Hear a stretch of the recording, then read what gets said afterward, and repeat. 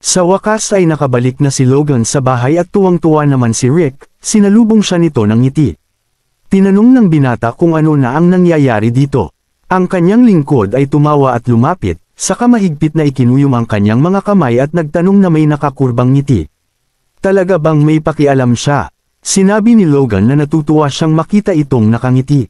Bulalas ni Rick, ano ba ang ginagawa niya dito? Alam ba niya ang mga sinasabi ng mga tao tungkol sa kanya? Tinatawag nila itong isang tanga na gumastos ng 150,000 ginto sa karne ng halimaw. Ilang araw pa lang ang nakalipas, naglagay si Philip ng advertisement para sa pagbili ng karne. At ang mga tao ay tumugon dito na may halong gulat at pagkabigla. Nag-iisip kung sino ang klaseng tanga ang bibili nito. Sinabi ni Philip na si Mr. Logan McLean ang gustong bumili ng karne. At may isang tao mula sa karamihan ang nag-isip na narinig na niya ito. May isa pang lalaki ang nagsabi na may inis na siya ang lalaking Samira sa kanyang engagement. Ang lalaking nakatayo sa tabi niya ay nagtanong na may pagtataka. Ang tinutukoy ba niya ay ang lalaking umabuso sa kanyang fiancé? Narinig ito ni Philip at naisip na marahil ay iniisip niya na ang pagkakalat ng tsismis tungkol sa karne ng halimaw ay magpapataas ng kanyang tsansa na magtagumpay. Ngunit hindi niya alam ang mga detalye ng nakaraan ng kanyang amo. Akala niya ay baliw lang ito at mukhang isa pala itong masamang tao.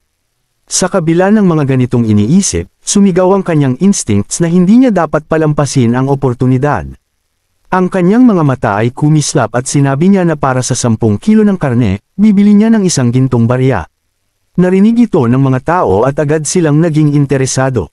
Walang mercenary ang tatanggi na magbenta ng basura kahit sa isang masamang tao kung handa itong magbayad.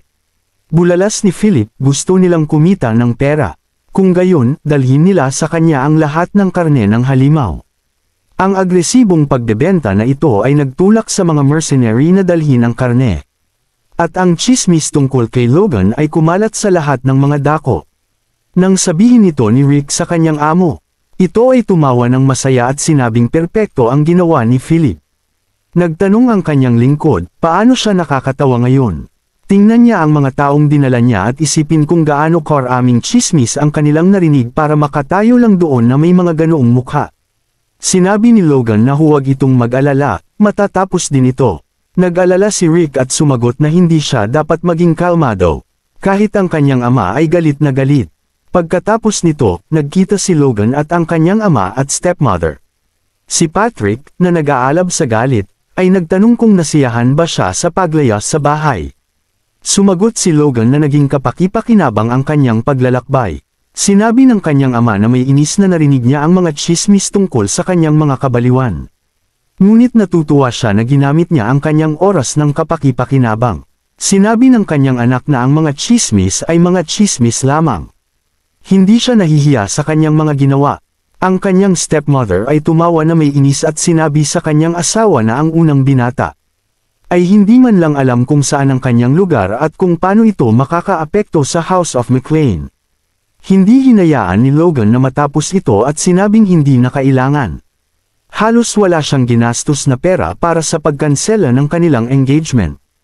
Galit na galit si Marian at sinabing ulitin ito, pagkatapos ay tinanong ang kanyang asawa, narinig ba niya? Talaga bang papanigan niya ito ngayon? Si Patrick ay dahan-daang nagsimulang tumayo mula sa kanyang upuan at sinabi sa kanya na tumigil. Ngunit hindi ito nakinig at sinabing si Logan ang lubos na may kasalanan. Sumigaw ito, na sinasabing tumigil muli. Kumalma ito at pagkatapos ng maikling pagtigil ay sinabi na gusto niyang makipag-usap sa kanyang anak ng mag-isa, kaya maari na muna siyang umalis. Malinaw na hindi inaasahan na sisigawan siya nito. Inilagay niya ang kanyang nanginginig na kamay sa kanyang dibdib at nagtanong kung paano niya ito tretuhin ng ganito. Ibinato niya ang isang hindi nasisiyahang tingin sa kanyang anak at sinabing ito ang kanyang huling babala. Ang tingin na ito ay nagdulot ng hindi komportable kay Logan at kinakabahan itong lumunok ng kanyang laway. Nang silang dalawa na lang, tinanong ng kanyang ama kung ano ang problema sa kanya. Lumakad ito sa bintana at iminungkahi na magkaroon sila ng tapatang usapan tungkol sa nangyayari at kung bakit ang lahat ay ganito. Naisip ni Logan na mukhang hindi ito magpapatalo sa pagkakataong ito. Sumagot si Logan na hindi niya ito maiintindihan kahit sabihin niya.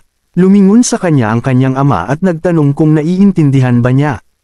Alam niya kung paano siya pinag-uusapan ng mga tao. Iniisip nila siya bilang malupit, masama, at sakam sa pera, at kamakailan lamang ay baliw pa.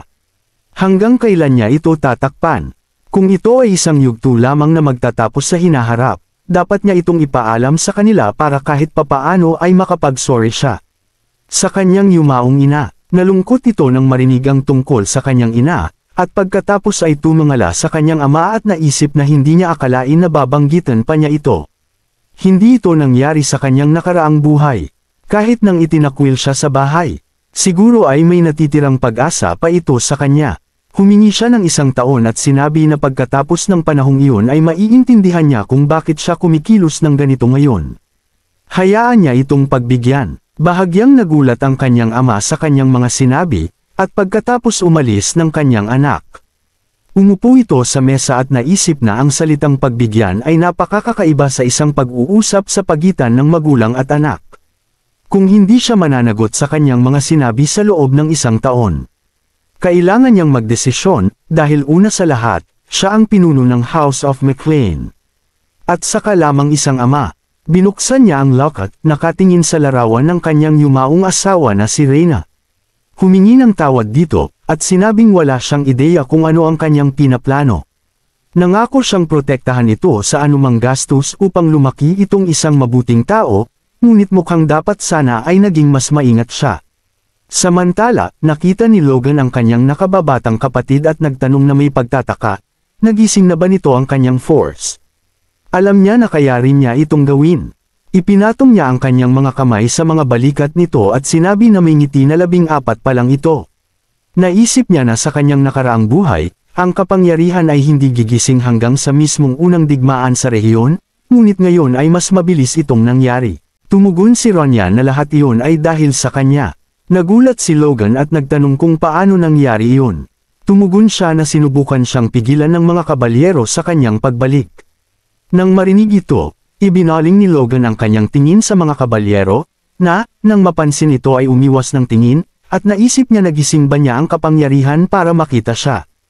At nang nangyari ba ito, nagawa niyang lampasan ang 2 kabalyero. Tuwang-tuwa, tumawa siya at pinuri ang kanyang nakababatang kapatid, na iniisip na kung ituturo niya sa kanya ang mga sikreto ng banal na espada. Kung gayon kapag ang kapangyarihan ay nag-stabilize, maaari siyang maging mas malakas kaysa sa kanyang nakaraang buhay. Pagkatapos nito, sumama siya sa mersenaryo sa bahay sa timog ng Bernie at, nang mapansin si Dwayne, ipinaalam ang kanyang pagdating. Nang marinig ang kanyang boses, lumingon sa kanya si Dwayne at sinabing nakapagtipon na siya ng 350 C-rank na mersenaryo na hiniling niyang i-hire.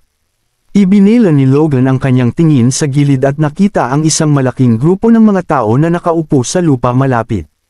May nagtanong sa kanila, siya na ba iyon? Ang nag-imbite sa kanila dito at pagkatapos ay iniwan sila sa gumuhong bahay sa loob ng 10 araw. Hindi sila nalinlang, di ba? Ang pamilya ng Baron ay hindi kailanman makikisangkot sa isang mercenary guild maliban kung sila ay baliw. May nagtanong, sino ang nakakaalam? Baka nga baliw talaga sila. May mga masamang chismis na tungkol sa lalaking ito. Tignan mo nga ang paraan ng kanyang pagsusuot ng espada at armor. Sinusubukan ba niyang magpanggap na kabalyero o kung ano? Nagngit-ngit si Logan sa inis at naisip na kailangan niyang payapain ang mga hamak na ito na naglalaban para sa kanilang buhay ngayon, kung hindi ay hindi sila makokontrol. Tinawag niya ang isa sa mga mersenaryo sa karamihan at ang lalaki.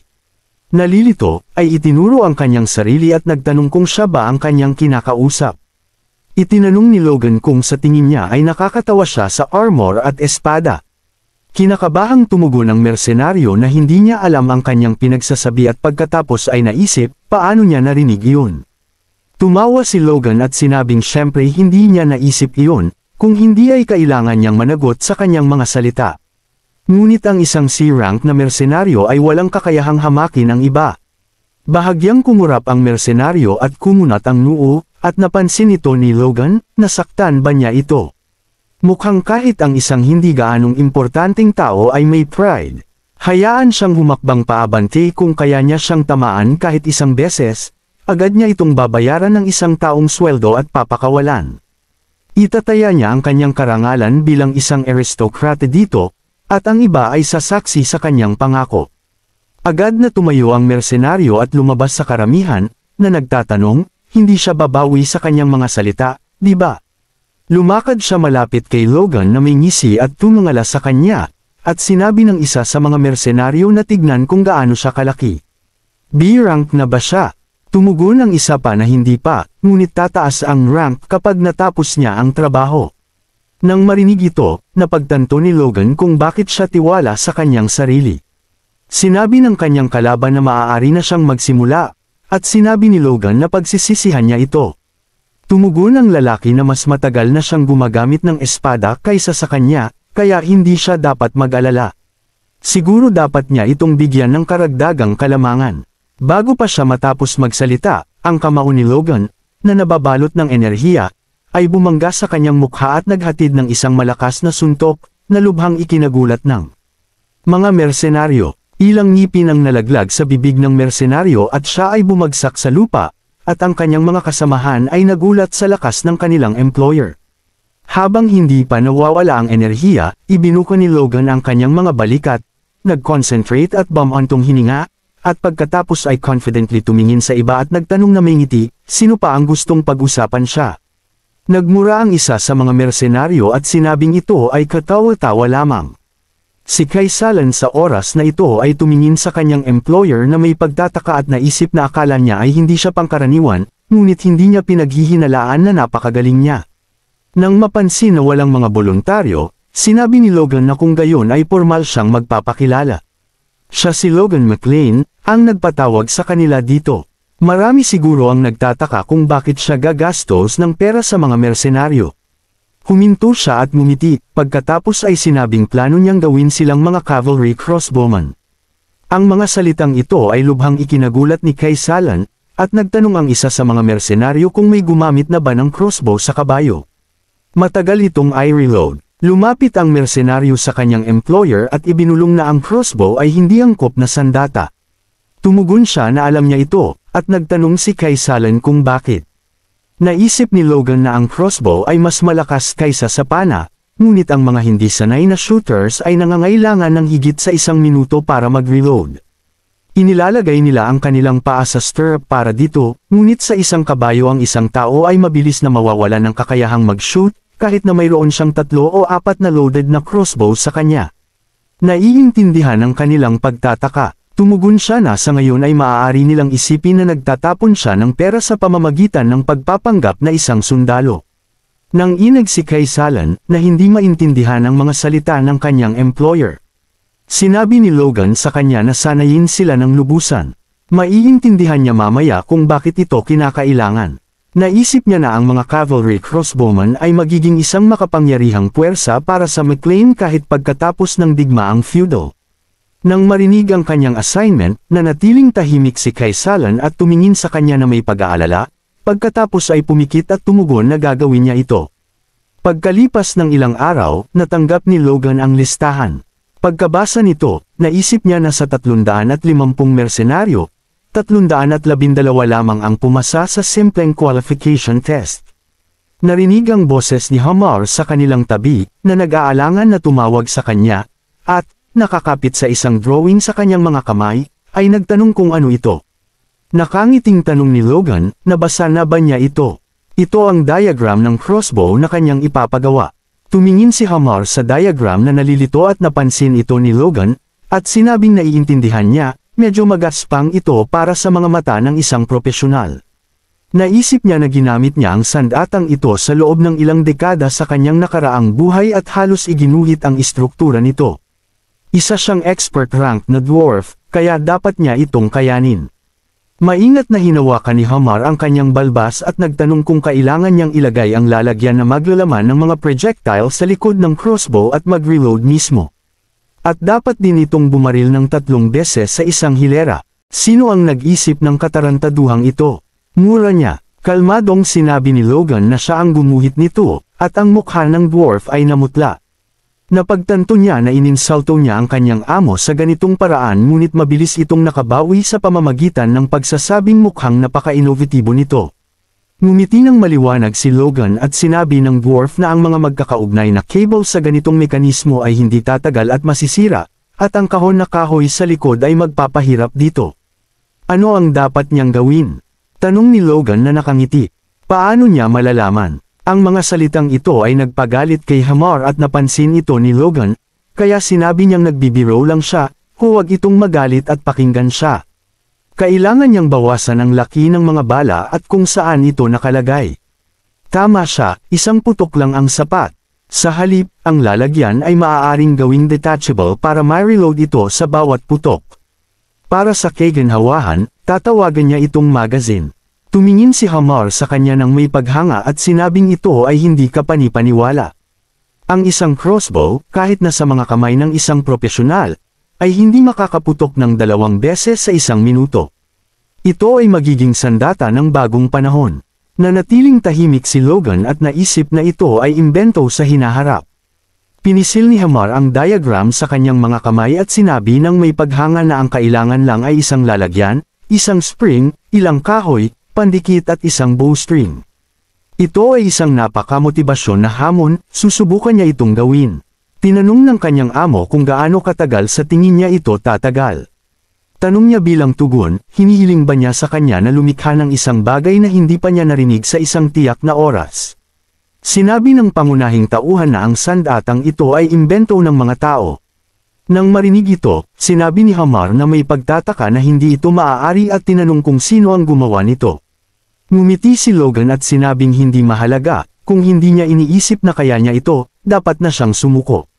Sumagot siya na kaya niya ito, at may tiwala na idinagdag na sa loob ng 1 buwan ay lilikha siya ng isang bagay na mas mahusay.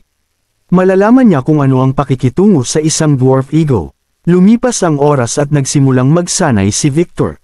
Pagod na sa pagtakbo, patuloy pa rin siya sa pagtakbo, ngunit biglang sumigaw si Logan na bumagal na naman siya. Kaya niya itong gawin ng mas mahusay, kaya hayaan niyang itulak ang kanyang sarili. Hindi sumuko ang bata at patuloy na tumakbo, pawis na pawis, at naisip ni Logan na simula nang dumating sila ay pinakain at pinatulog lamang niya ang mga ito. Tumingin siya sa tumatakbong bata at naisip na ang pagkain ay maaaring magpabago sa kanya ng higit pa sa inaasahan. Sa isang punto ay napansin niya na nanginginig ang kanyang mga binti at sinabi sa kanya na magpahinga. Pagkatapos nito ay agad siyang huminto at bumagsak sa lupa. Nag-aalalang tinawag siya ni Rhea at tumakbo papunta sa kanya, at naisip ni Logan na ang isang 14 na taong gulang na batang lalaki, na mas maliit kaysa sa kanyang mga kasamahan, ay tumakbo ng 20 kilometro ng walang pahinga. Talagang may talento siya, ngunit ang pinakagusto niya sa kanya ay ang kanyang pagtitiyaga at tatag. Nag-alala siya ng walang kabuluhan. Kitang-kita na hindi siya isang mamamatay tao mula sa kapanganakan. Nangangahulugan ito na ang kanyang buhay ay nagbago ng labis dahil sa isang tao. Tumingin siya sa kanyang kapatid na babae at iba't ibang mga kaisipan ang nagsimulang umikot sa kanyang ulo, pagkatapos nito ay sinabi niya na tapos na ang pahinga. Tumayo na siya, oras na para magpatuloy sa susunod na pagsasanay. Tumayo si Victor at inihagis ni Logan ang isang kahoy na espada sa kanyang mga kamay. Na nagsasabing, matututunan niya ang teknik ng espada ng kaharian ng Grandia. Alam ito ng bawat kabalyero. Itinaas niya ang kanyang manggas, at hinawakan ang espada, na sinasabing panuurin at matuto. Nakatayo sa isang posisyon ng pakikipaglaban, hinawakan niya ang hawakan gamit ang parehong mga kamay, pagkatapos ay itinaas ang espada sa kanyang ulo at ibinaba ito, na nagpapalakas ng mga agos ng hangin sa kanyang paligid. Si Victor ay nakatingin sa kanya ng mabuti sa oras na ito at naisip na pagod na siya. Nais niya na sana ay mawalan siya ng malay at makatulog. Kinagat niya ang kanyang mga labi hanggang sa damyugo at naisip na kung ito ang kapalit ng masarap na pagkain at tulog, kailangan niya itong gawin. Nag-concentrate siya, na muling ginagawa ang mga galaw ng batang master sa kanyang memorya, itinaas ang espada sa kanyang ulo, at pagkatapos ay ibinaba ito, na nagpapalakas ng hangin. Bahagyang nagulat si Logan dito at naisip na eksaktong inulit niya ang mga galaw at maging ang mga paghinga, kahit na ito ang unang pagkakataon na ipinakita niya ito. Malamang na hindi ganoon kagaling si Ronyan sa kanyang edad. Ngumiti siya at sinabing kung magpapaunlad siya ng pagtitiis at perpektong maisasagawa ang teknik ng kaharian ng higit sa 1,000 beses sa isang hilera, maaari siyang tawaging isang kabalyero. Ang mga mata ng maliit na si Victor ay sumilay sa tuwa. At nagtanong si Logan kaya ba niya.